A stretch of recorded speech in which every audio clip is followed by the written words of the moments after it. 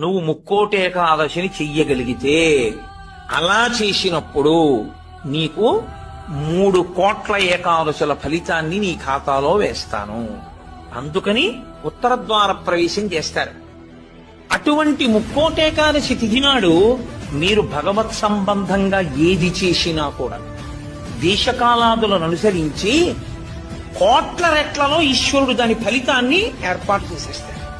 మీరు ఒక తులసి దళం పట్టుకొచ్చి శ్రీ మహావిష్ణువుకి ఇచ్చారనుకోండి, మీరు 3 కోట్ల తులసి దళాలు పట్టుకొస్తే ఏ ఫలితమో ఆ ఫలితం ఇస్తారు. 3 కోట్ల ఏకాదశుల్లో 3 కోట్ల తులసి దళాలు పట్టుకొచ్చి ఇచ్చిన ఫలితం.